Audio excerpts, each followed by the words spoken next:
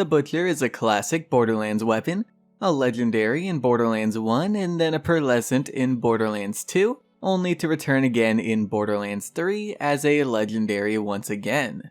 This Hyperion weapon has a unique effect that gives you abnormally fast fire rate and the ability to randomly return ammo into the clip as you fire it. So let's not waste any more time. How do you get this weapon? Well, this isn't a weapon you can really farm a certain boss for. Yes, it can randomly come from any loot source, so you could in theory get it from a boss, but in order to specifically farm for this weapon, you need to do something a little bit different. So first you're gonna head to Skywell 27 on Promethea, or above Promethea I guess. From there you want to take this route to the specific area that I've marked with a waypoint. Once you get here, you're gonna be looking for an enemy called Dinklebot. This enemy spawns randomly, so he may be there, or he may not. If he's not, then save and quit and run back to this spot until he's there. What you need to do is kill him and he'll drop you a lootogram. Pick that up and take it back to Crazy Earl. Giving these to Earl can reward you with one of 3 legendaries: the Lucian's Call, the Wagon Wheel, or the Butcher. However, more commonly, you'll be given white weapons. A beautiful sea of white weapons. Every Vault Hunter's dream. This is of course a Destiny Easter egg. Dinklebot is the nickname of the first ghost from Destiny 1 back when he had his first voice actor. And Crazy Earl is the Cryptarch who always gives you crap gear and rarely anything good. Now getting the weapon you want is completely random. You may get it within the first couple of attempts, or you may get it after tons of attempts.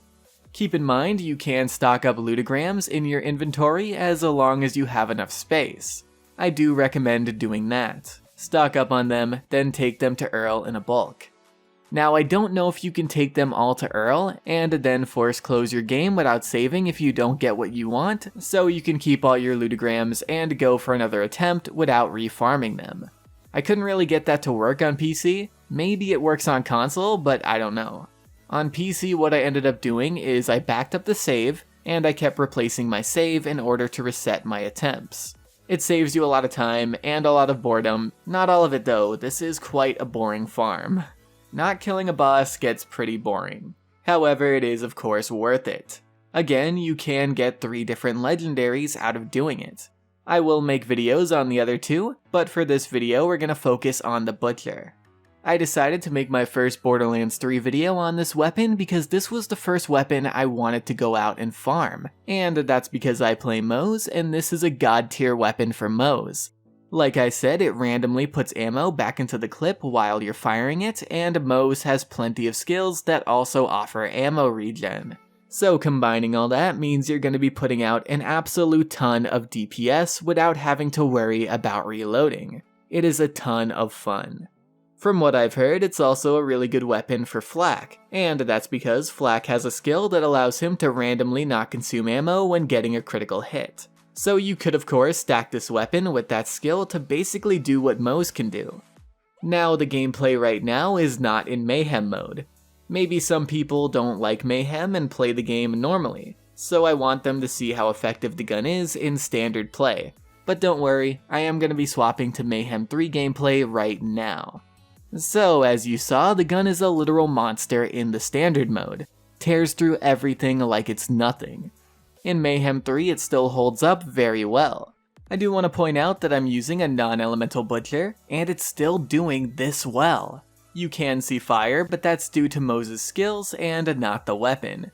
You can probably guess how insane this weapon would be if it had the fire element on it right now.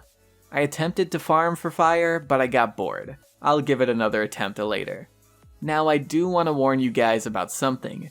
There is a version of this gun that makes it so it uses 2 ammo for every bullet fired. This makes it hurt enemies a lot more of course, but you will often find yourself emptying your mag before Moze can make use of her ammo regen. And I do want to guess that it works the same way for Flak.